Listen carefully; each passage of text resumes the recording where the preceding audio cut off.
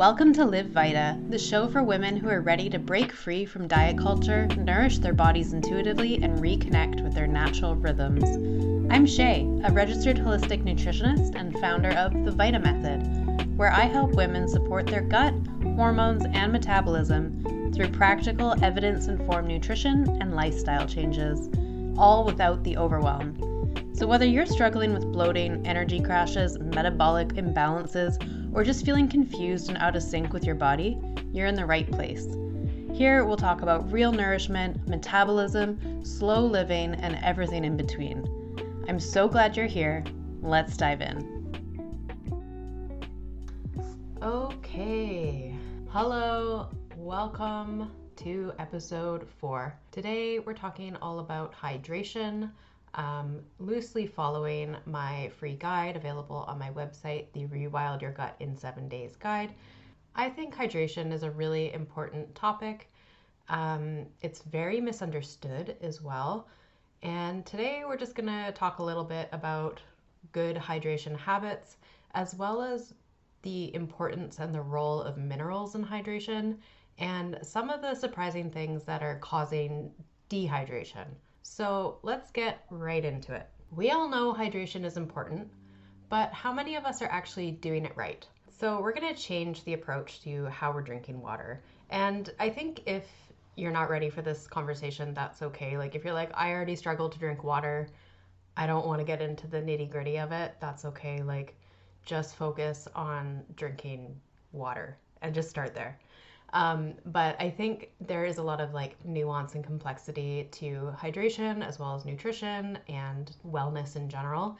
And that's really what I want to bring forth in my podcast here is like, let's talk a little bit about the complexity and the nuance while I give you constant reminders that it is okay if you're not ready to build in these extra bits. Like if just focusing on drinking water is where you're at right now, great, like just start there. And then if you're like, hey, I want to like address my mineral status a little bit more, like this sounds interesting, this sounds like something that might help me, then it's like start doing that.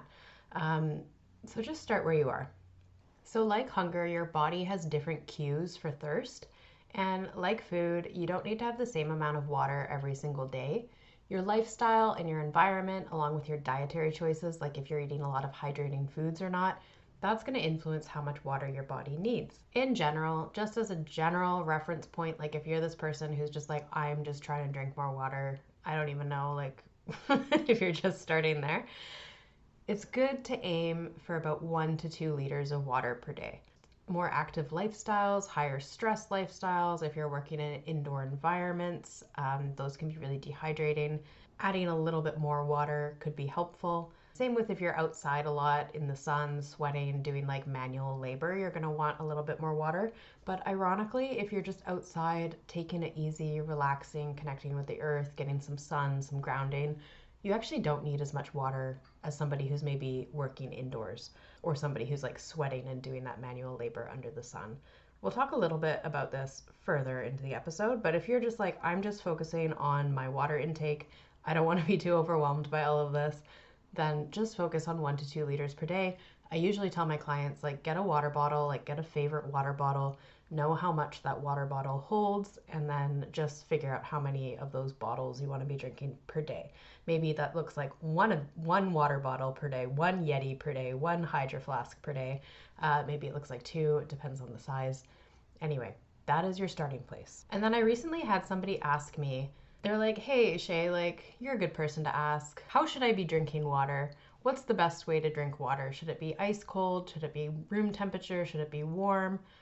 And they were like, there's a lot of confusing information about this. And I was like, yeah, I guess I'm a good person to ask for that. And I think my infuriating answer for a lot of people is like, well, it depends. But as a general statement, the best water for our bodies to absorb, just in terms of temperature, is going to be room temperature or slightly warm water, because it just easily absorbs into the body. It doesn't cause any vasoconstriction. Your body doesn't have to do anything to change the temperature of the water internally to match your internal body temperature. So that is the most optimal temperature of water, is just a nice room temperature water. I like warmer water earlier in the day, especially in the morning, like room temperature or warm can be really nice to just kind of get things going, get things moving. And if you're a big fan of ice water, I don't recommend it, generally speaking, because it does cause a lot of internal sort of stress on the body if you're chugging ice water all the time. But basically, you can think of ice water as similar to taking a ice bath or a cold plunge. So it's doing this internal cold shock every single time that you're drinking that ice water, which can be beneficial in certain situations, like if you are really, really hot and you're having like a really intense workout or something like that, that cold shock can be really, really good. Both just how it feels, like it physically feels good to have that ice cold drink moving through your body when you're really, really warm, but it also can improve your mitochondrial status, which is great for improving energy production and stuff like that. But if you're just sitting like at your desk chugging ice water all day, I don't see any benefit to that. And I think if anything, it's actually probably causing a lot of internal stress on your body. In general, if you are an ice water fan, I think save it for specific times. Like I said, in certain situations, like for muscle recovery, repair, just like cleansing your body if you're really overheated from like a big hike on a like sweltering summer day, that can be really beneficial. It gives your body a nice cold shock, and that can help your mitochondria produce new mitochondria and improve cellular health and improve energy production. But if you're always doing this, if it's like a daily thing, if you're just like, again, chilling in your office and drinking ice water, that can actually lead to mitochondrial damage, which will impair your body's ability to create energy. Effectively, it will impair your body's ability to run its own cellular programming as effectively as it should. So little habits actually stack up into pretty big things. And that's another point I want to make here is like, it's okay to just start where you're at.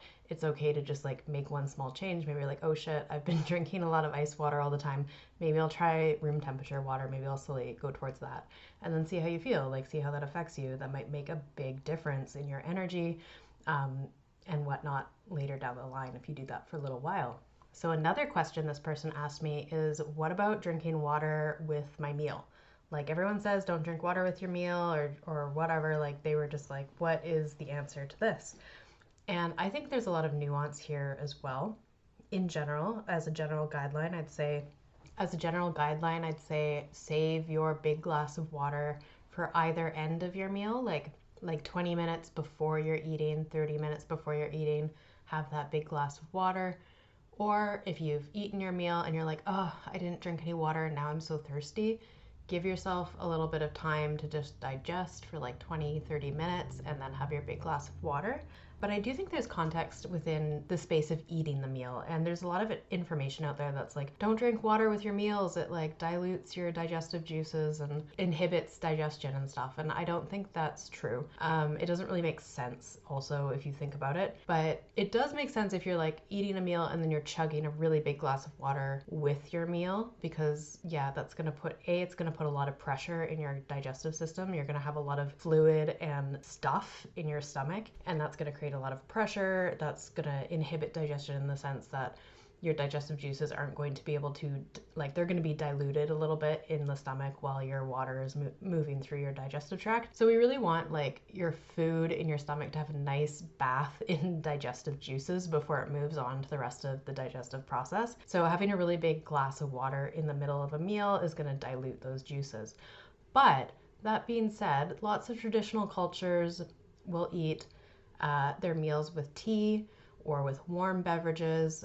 And in traditional Chinese medicine, there's often this idea of making food more nourishing and more moisturizing. And that will depend again on like individual body balance. But in general, like nourishing, moisturizing foods are really beneficial. So you can think of things like your bone broth or your soup broth or like mild, cleansing drinks. You go out and you go for sushi and you get that little like cup of miso soup. It feels so good. I find that feels so nice on my stomach to have that little warm cup of miso soup and then have some sushi. So there's a lot of reason to think like you can have water and you can have drinks with your meals. Like lots of places in Europe, you're having wine with your meal. And these things aren't impairing the digestion of the people on, a generalized scale when we're looking at it through the lens of like traditional eating, because they've been doing this for a very, very, very long time. So why would we say like, no, you can't have drinks with your meal? It doesn't make sense.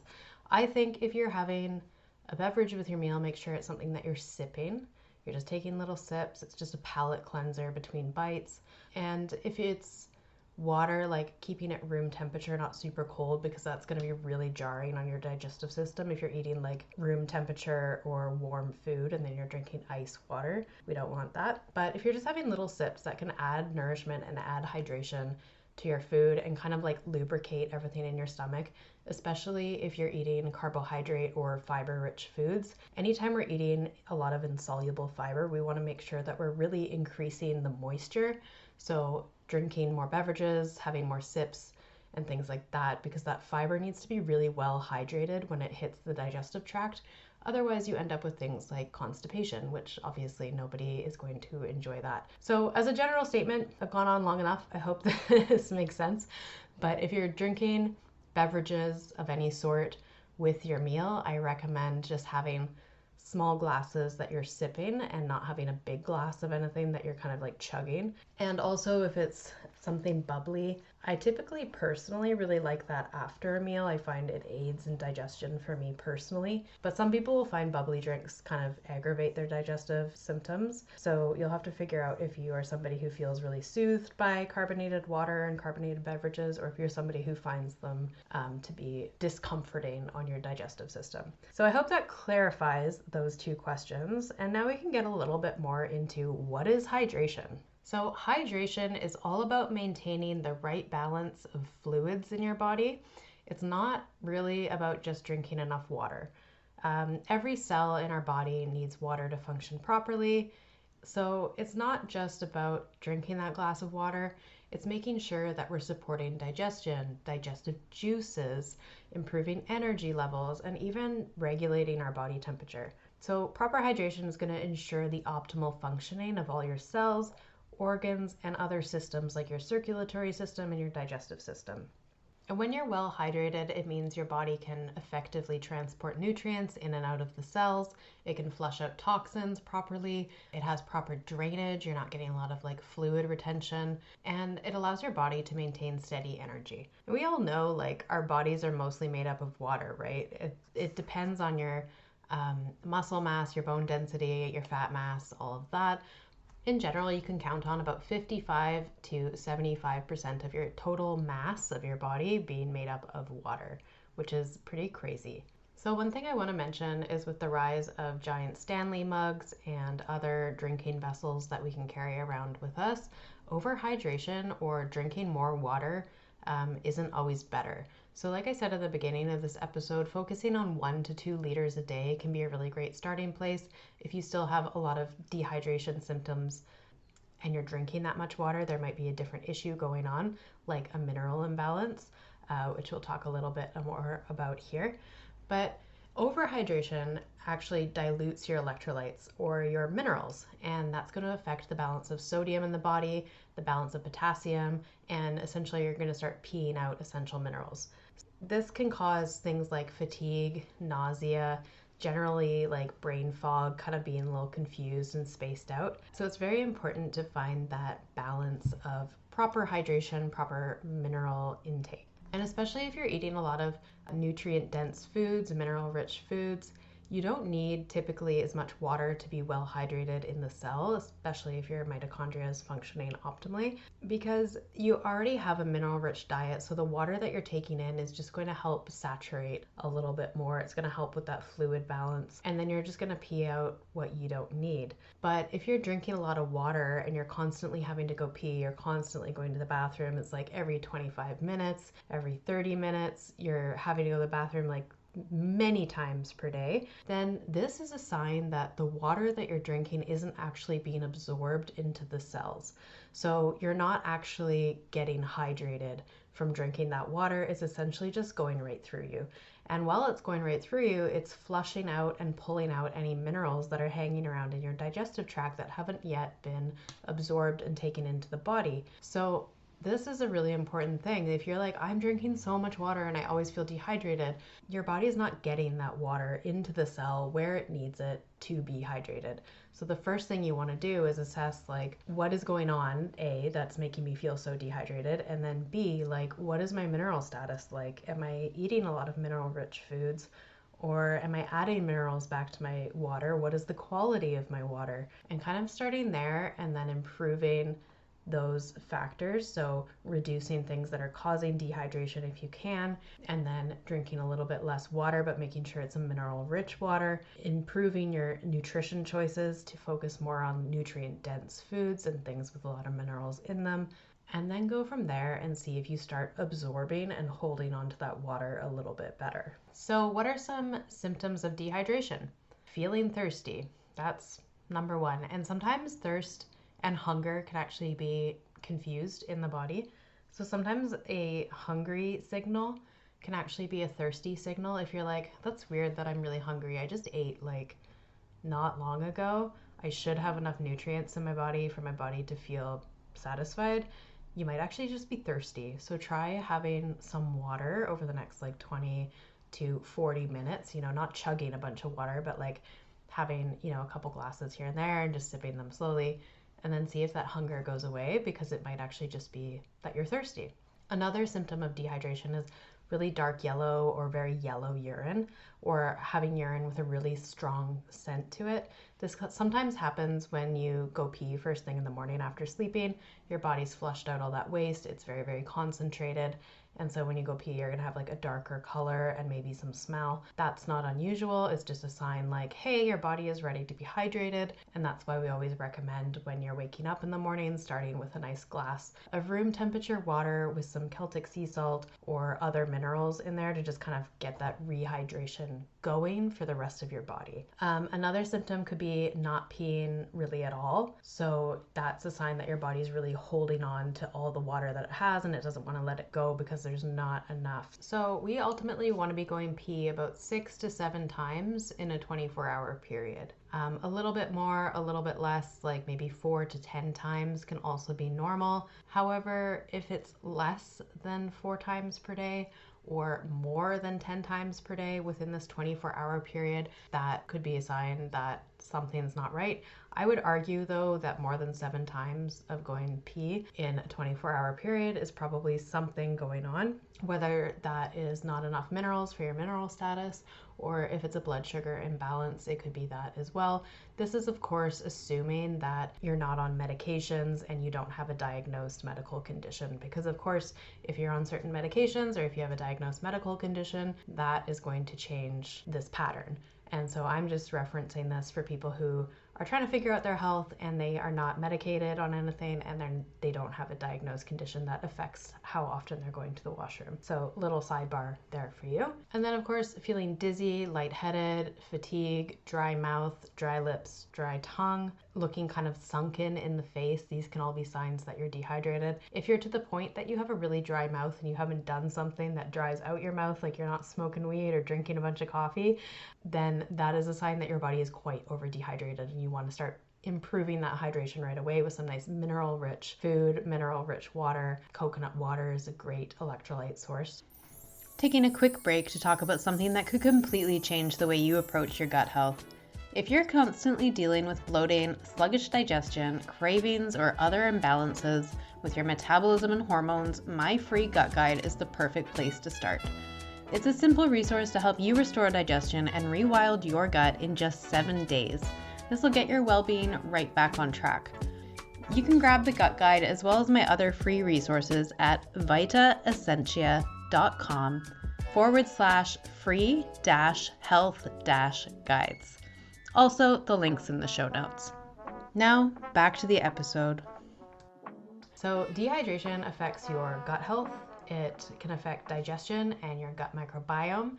We talked a lot about the gut microbiome in a previous episode. And the gut needs water to properly absorb nutrients and function optimally. Like your digestive juices, like I said earlier, you want your food to be in a nice bath of digestive juices. But what is digestive juice? It's made up of a lot of water and, of course, other elements in there that help break down your food. But we need the water in order to create the bile and to create the hydrochloric acid that is used to break down food in the gut. So when you're dehydrated, you can end up with a lot of constipation constipation, like I said earlier. If you're eating a lot of fiber, a lot of carbohydrates, especially insoluble fibers, they need to be saturated in water so they become nice and soft and malleable and they can move through the body. If there's not enough water, you're going to end up with constipation or really slow digestion. And the water in the intestines is going to be drawn in more for the cells and for optimal functioning of the rest of the body, leaving you with stool that is very dry and hard and difficult to pass. And then it can affect your hormones, like your thyroid. Dehydration is going to influence your thyroid function and slow down metabolism. And so when you're dehydrated, your thyroid, the efficiency of it is going to decrease, making it harder for your body to process and burn energy, along with a whole host of other downstream effects that come from the thyroid. One of those being metabolism. So when you're dehydrated, your metabolism can slow down because your thyroid's impacted, and that's going to make it so you just aren't feeling great. Like you're going to be fatigued, you're going to maybe hold on to weight, it's going to be harder to manage your body, and this is essentially because your body's just trying to hold on to its resources. So here we get to the fun part.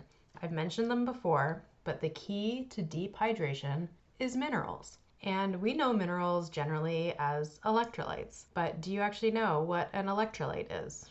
Like if you're like, oh, I need some electrolytes, like what is that? So those are generally going to be our big four minerals: sodium, potassium, magnesium, and calcium. We need these guys to help regulate our fluid balance, and they impact basically everything in our body. They're the spark plugs. They conduct the electricity that charges up our body and our cells and allows us to function. So we'll do a little biology 101 here, so hang on with me as we go through this. But basically, the minerals are going to conduct electricity. And if you don't know, our bodies are basically electrical beings, and then we have all this water in them that helps conduct messages. We have nerves and all of these things, and they are all operating on electrical signals. And then our hormones are things that respond to those electrical signals. They go out, they're affected by our mineral status.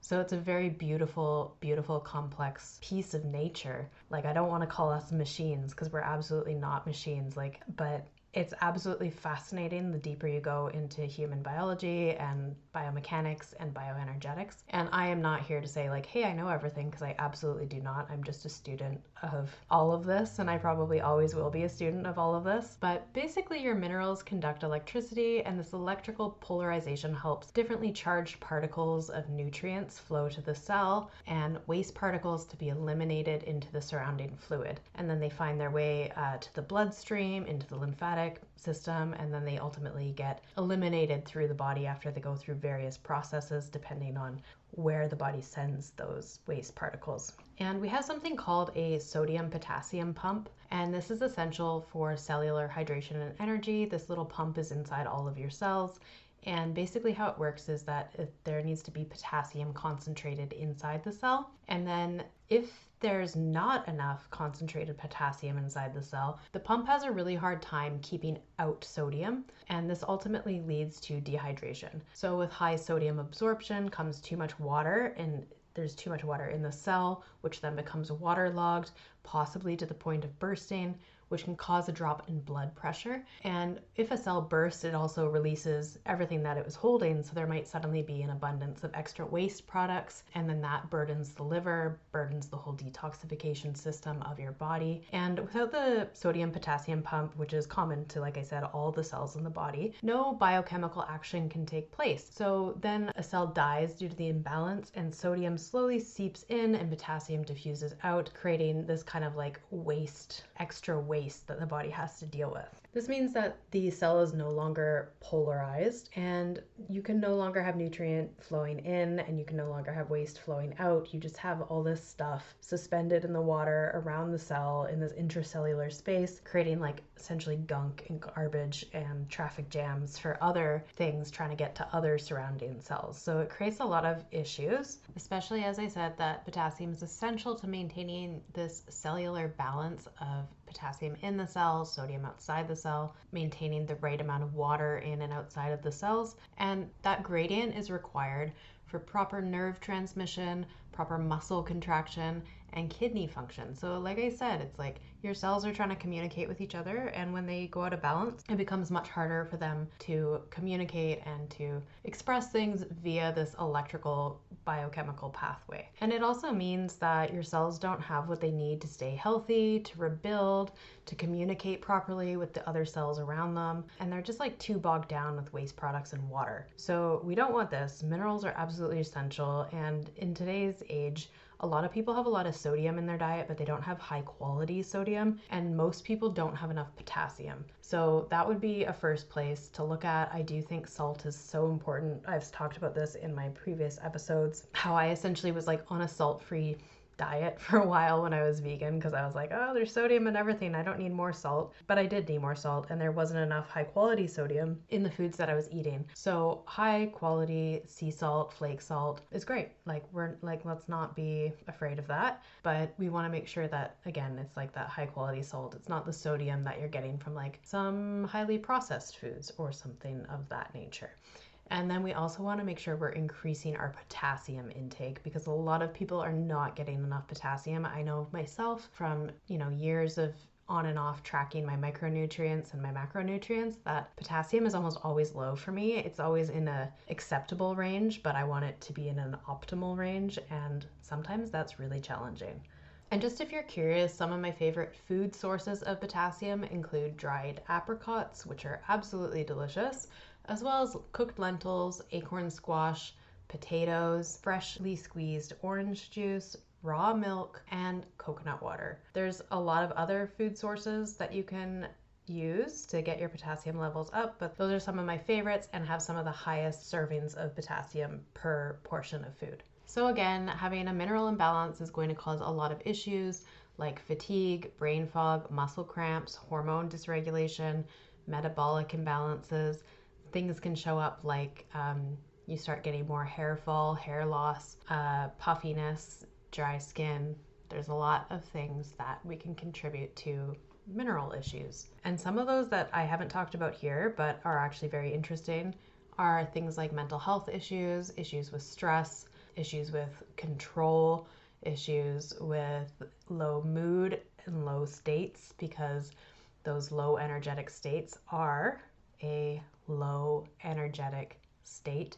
And as I said earlier, we can attribute this to Morley Robbins, but minerals are the spark plugs. Like, they create the energy. And if we don't have enough minerals, we're going to be in an energy deficient state. And that can show up in many different ways, whether it shows up in our mood, whether it shows up in our hair, skin, and nails, whether it shows up in our digestive ability. Like, low energetic states are going to cause all sorts of problems. Okay, so you're on board. You're on board with the minerals. You're like, yes, I want more minerals. I'm going to start drinking more water. There's one thing we have to talk about. What about the quality of your water? So I recommend having filtered water. And I live somewhere where we have the cleanest water in maybe all of Canada. Like, I don't know if that's actually true, but we do have very clean water, and we're known for how clean the water is here, which is great. However, what about the pipes? Nobody ever talks about the pipes. And I see this a lot where people are like, oh, I'll have the nice clean tap water. And I'm like, do you know how dirty those pipes are? Like, that's carrying the water into your glass. So there's a few things to consider here. Where do you live? What is the water quality? How do they treat the water? How does it arrive to you in your glass when you turn on the tap? So tap water often contains contaminants, chlorine, chloramines, heavy metals, pesticides. In some places, you're going to get traces of medications, hormone disruptors, other things that are a little nasty, and we don't want them in there. But where I live, we use chloramines instead of chlorine. So chlorine, if you live in a place where they use chlorine to clean the water, it's going to react with dissolved organic matter in the water, and then that ultimately creates a lot of byproducts. Those byproducts are suspected of causing human health problems, including some forms of cancer. Where I live, we use chloramines instead of chlorine, which has been correlated with an increase of lead in the drinking water. And the reason why they think this is, in general, in places where they use chloramines to clean drinking water, is because chloramines cause lead to leach from pipes and fixtures and solder. So I live in an old building. My apartment complex was built before 1950. And in houses that are built before 1950, you want to know about your pipes because they're probably made with older types of metal, and that metal ultimately is leaching heavy metals and things like lead into your drinking water. If you live in a newer building and you have some nice stainless steel pipes or something like that, it might not be as big of an issue, but you still have to consider what are the pipes that this water is traveling through the entire city to get to me, right? Like I personally just think there's no way that this water is pure and clean. By the time it reaches me, it's definitely carrying some traces of something. And I personally would like to filter that out, especially when you consider the damages that heavy metals do on the body. So having a lot of heavy metal accumulation is going to lower your energy levels. It's going to damage the functioning of your brain, your lungs, kidney, liver. It's going to influence your blood composition and how effective your blood is at, nourishing your body. And then a lot of heavy metals have the same receptor sites as our beneficial minerals that we just talked about. So upping your mineral status can actually help reduce heavy metal accumulation. So if you're like, oh my God, I've been drinking tap water and I'm scared. I'm sorry. I don't want you to be scared. I want you to be informed. So if you've been like drinking this tap water and you're like, oh, I live in an old building and I probably have all these heavy metals exposed in my body now. Great. Thanks, Shay. That's okay. Let's up your mineral level. So for example, a lot of people know like tuna fish, lots of mercury in tuna fish. If you eat too much of it too often, you can start having symptoms of like mercury toxicity. But selenium, which is another mineral, has been shown to restore selenoprotein function and reduce the toxicity of mercury. Same with fluoride and iodine. And although fluoride is not a heavy metal, it is something that we want to consider in the overall conversation about our drinking water and minerals. So if you have a lot of fluoride, that can interfere with thyroid function, and improving your iodine intake can mitigate that effect. So it's interesting because heavy metals exist in nature. It's, we have way more of them circulating around now than we did maybe 1,000 years ago, 500 years ago, 200 years ago. But we also have access now to lots of minerals. Like we can supplement, we can do all sorts of things to support our bodies. And if you're listening to this and you're like, I'm going to get a mineral supplement, I don't recommend doing that right away. I think starting with food first, improving your water quality, do all of this, because too many minerals can also be an issue. So you don't want to just be like crazy supplementing minerals into your diet, because it can really throw off the balance. It's a very finely tuned balance. So don't just go to the store and buy a whole bunch of mineral supplements and start popping those, especially iodine. If you're trying to support your thyroid, like please do not start taking iodine, because too much iodine can create other thyroid problems, including like goiter. In general, let's just up the mineral status, improve the water quality, start there. And so you may be wondering, like, what should I use to filter my water?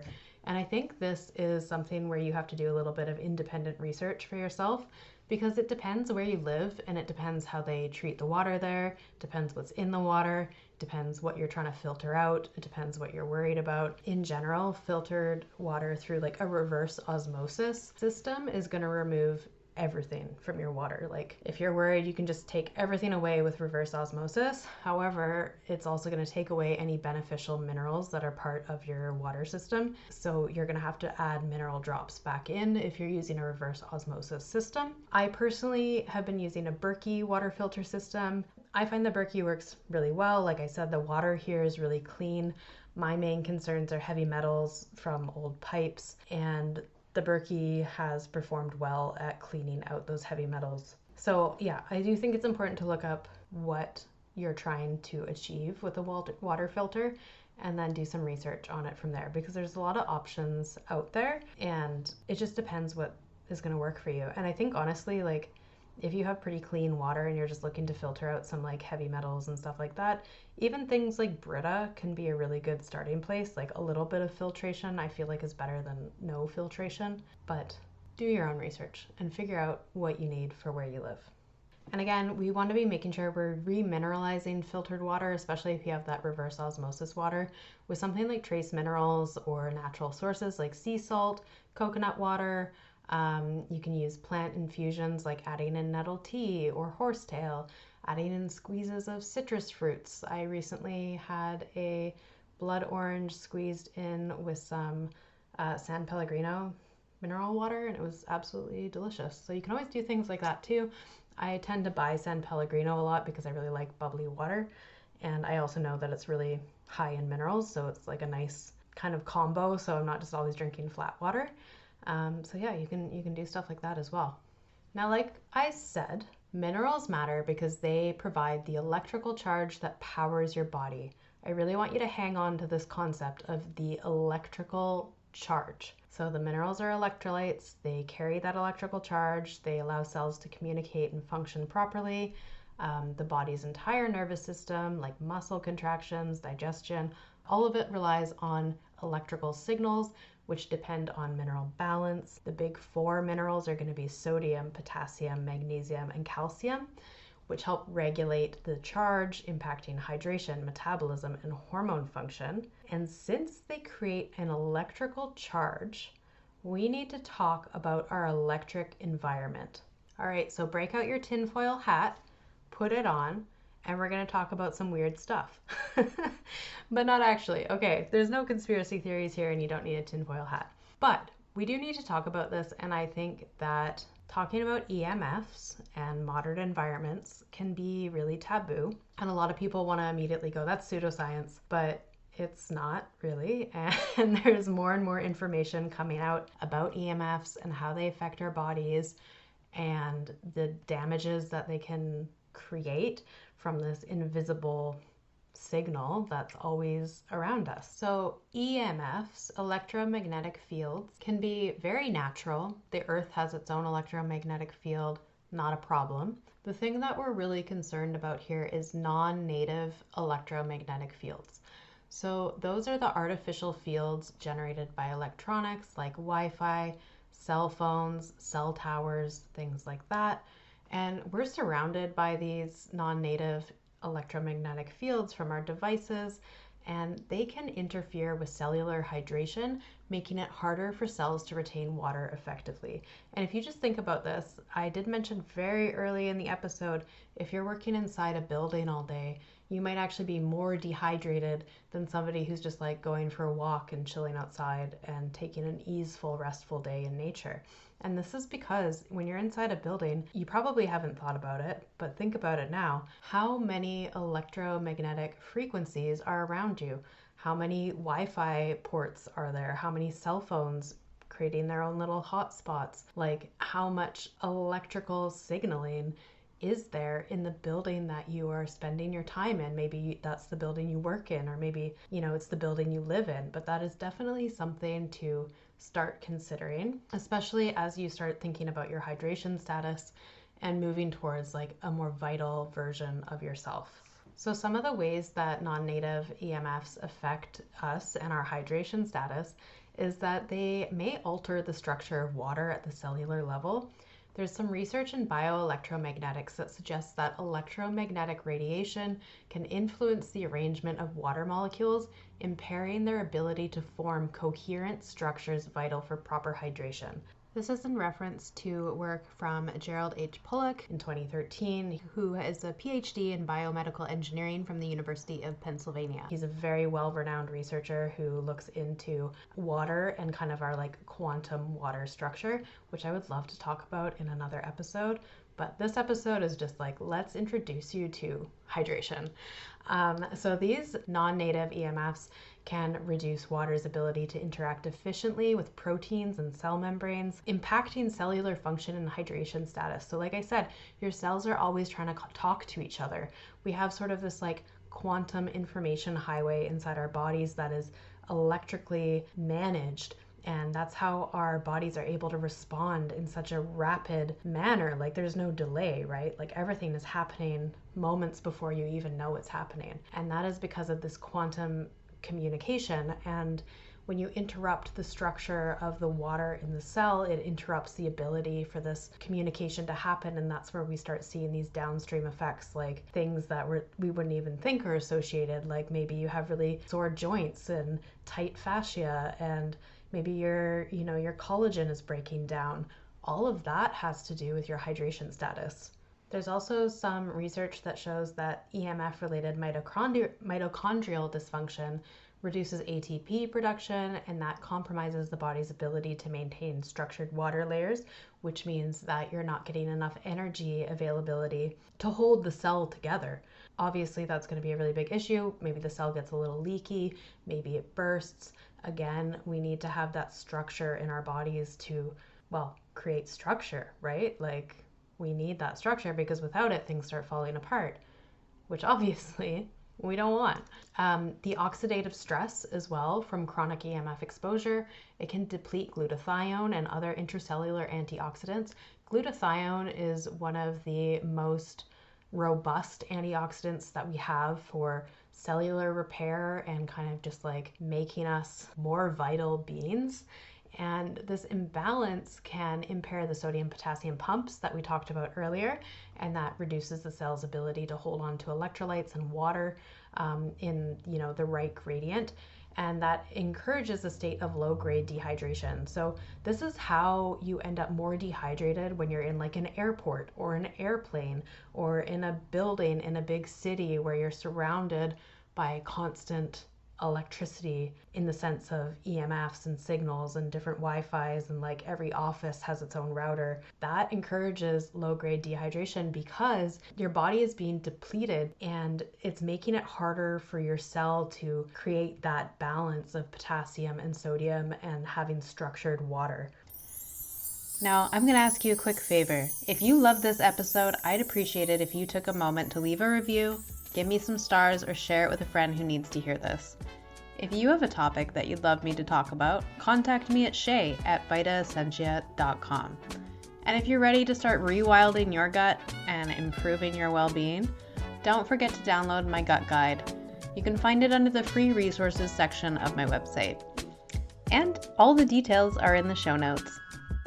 And we've also seen in some research that EMFs have been shown to interfere with melatonin production, which is going to be disrupting your circadian regulation as well as water balance, because poor sleep quality can raise cortisol levels, which is going to contribute to electrolyte imbalances and impaired hydration regulation, because the more cortisol you have, the more you're going to be burning through your minerals. You're going to have a higher rate of magnesium burn, which means you're not going to have it available for all those other functions that it needs to do, because your body is just like burning through it and you're probably not replenishing it at an adequate rate. This is also why in like our modern times, we need to be having more nutrient density than ever. Whereas maybe 200 years ago, which is crazy, like maybe 100 years ago, that wasn't that long ago.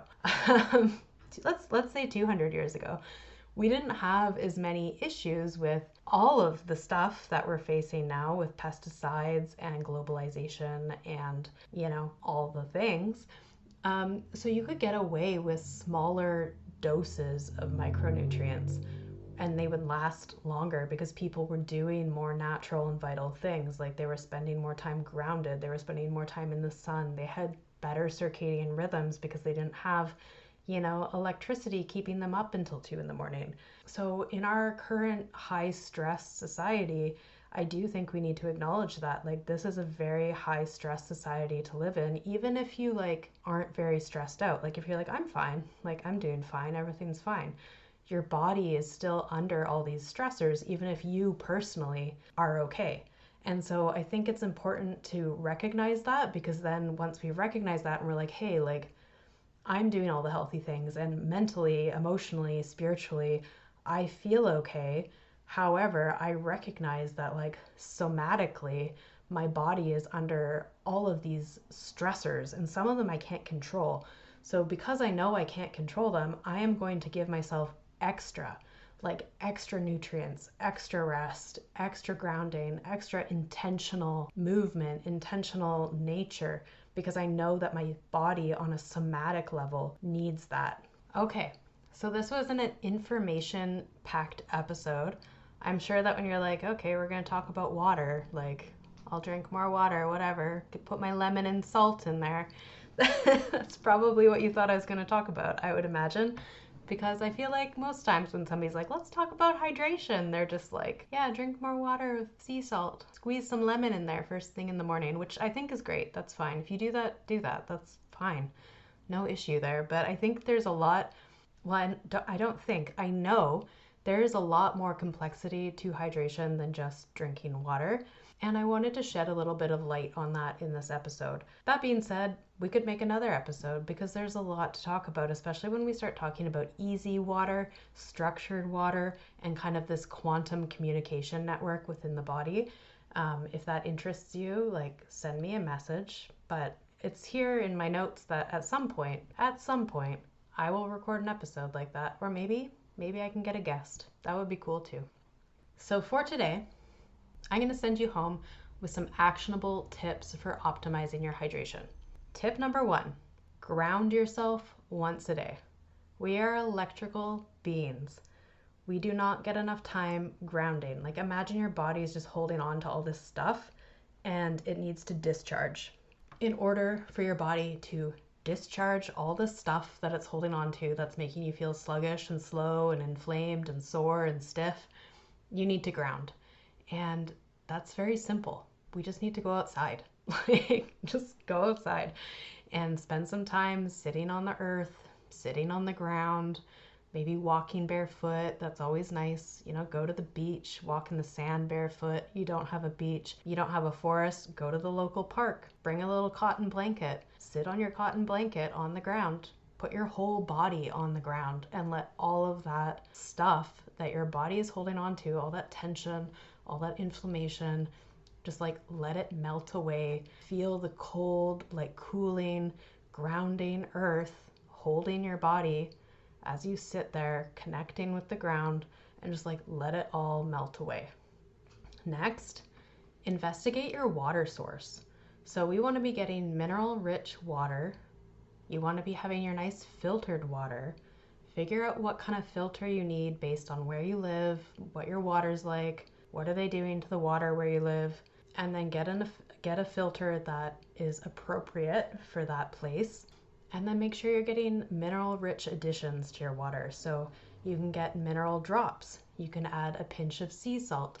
You can add squeezes of citrus fruits. You can add things like nettle tea, horsetail tea. Those are very mineral rich. You can buy sparkling mineral water once a week and have that as a little like boost. You know, I'd say buy it every day, but that's a little expensive in this economy. Same with coconut water. Like, you can get coconut water, have that as an electrolyte boost when you need it. Like, if we are having it every day, that might be very expensive. I also think coconut water is a little like controversial because depending where you live, it might not be super biologically appropriate to have coconut water all the time. Like, if it's in Canada, and I live in like a subtropical part of Canada, so like we get a lot of nice weather here. But if you're living somewhere more north and it's like winter for 8 months of the year, coconut water is probably not biologically appropriate. So doing something like horsetail, nettle. You can also do things like, if you have rose hips where you are, you can make that into a nice rose hip tea for the minerals and the vitamin C. There's great herbal options that can be more biologically and environmentally appropriate depending on where you live. Now, of course, to our early morning lemon water girlies, we do want to start our day with hydration. So if you are currently starting your day with a little lemon water, keep doing that. Keep doing you. And if you're not doing that, start. You don't need to add the lemon. That's fine. You can if you want. I personally don't love lemon water. I like lime and I like orange. And I like other things in my water like cucumber or mint or basil or rosemary or thyme. Like, lemons are okay, but we can make it fun. We can add lots of things to our water. But we do want to be starting our day with a nice room temp or warm glass of water. I recently have been using this product that is basically blended up lemons with the peel, and it has honey and it has ginger all blended up together, and I just take a spoon of that, put it in my glass, pour some hot water over it so it dissolves, and then sip it first thing in the morning, and that's been absolutely awesome for starting my day. I really love it. And I know I just said that I don't love lemons, but don't get me wrong, I do like me a good lemon water. And this product in particular I just really like because it's really easy and it really skews towards the ginger honey tea side of things rather than just lemon water. But like I said earlier, if you wake up in the morning, you go pee and you have this dark urine with some fragrance to it perhaps, it's just a sign that you need to hydrate. So that's why it's so important to start your day with hydration. Then we want to be eating hydrating foods. So we're slowly creeping towards summer where I live, and I'm so excited. I just ate a papaya the other day because it was a bright, hot, sunny day, and I was at the grocery store and they had cut Hawaiian papayas there, and I was like, I want this so badly. So I got myself some papaya and it was like so satisfying. So I typically don't eat tropical fruits until it's quite warm here because it just doesn't, like, I don't crave them until it starts getting sunny and hot. So eating foods that are kind of in season as much as possible. Moving towards summer, we're getting a lot of cucumbers, watermelon, like, you know, all the melons, all the berries, all those nice hydrating things. In the winter, when there's not a lot of that abundance of fruits, it's things like having nice broth, like winter vegetables cooked into a broth, like Swiss chard cooked into a broth releases so many minerals into that broth and makes it so rich. And if you're a vegetarian or vegan, if you don't want a bone broth, having a broth made with lots of like mineral rich vegetables like Swiss chard, kale, mushrooms, all of that, like onion skins, all of those things in the broth will give you a really nice mineral rich option, especially if you add in like cabbage and stuff. That's going to be really gut healing as well when you can't do the bone broth option. And then finally, and this will always be true for everything, not just hydration, but we need to manage our stress. And just like stress is dehydrating. Stress sucks. So we want to do things that allow us to manage our stress effectively. And like I said, even if you're feeling fine, like you're like emotionally, physically, spiritually, like I'm all good, you know, like that's awesome. I'm stoked for you.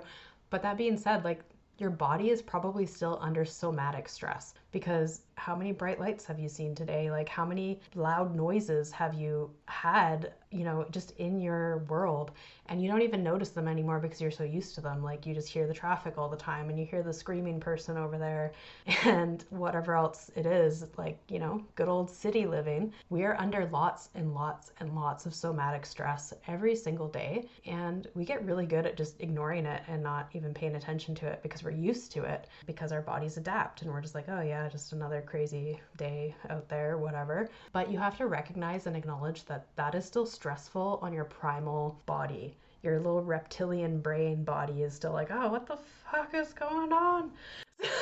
We need to recognize that and take care appropriately. Like maybe you feel good in every other way, but like what are you doing for yourself in a somatic way that's going to help your body feel like at ease and rested and well taken care of and safe and comfortable? Those are the things that we could work on if we're not feeling the stress in an emotional, spiritual, or like mental way. And if you are feeling it in those other ways, of course, like work on mindfulness, work on maybe a meditation, work on your breath, work on gratitude, work at changing the way you speak about things. Instead of saying I have to, say I get to. All of that can be very helpful. And then otherwise working on the somatic stuff, like taking your body out for a little grounding date with yourself in the sunshine. That can be so nice. Coming home from work and taking an extra 15 minutes or so to like go the other way and stop somewhere where you have a little patch of nature, a little nice area that you can kind of relax in for 10 or 15 minutes before you go home. And this is really important because it actually breaks up your day. So you're leaving work, you're taking a pause to kind of like process your day and let it go, and then you're coming home, and by the time you get home you're feeling fresh and present and able to be in your home space and not carry work with you. So those are some of my tips for you for today. I hope you enjoyed this episode. If you have any questions at all, please reach out. You can contact me on Instagram at shay.vita or send me an email. Thanks for tuning in, and talk to you next time.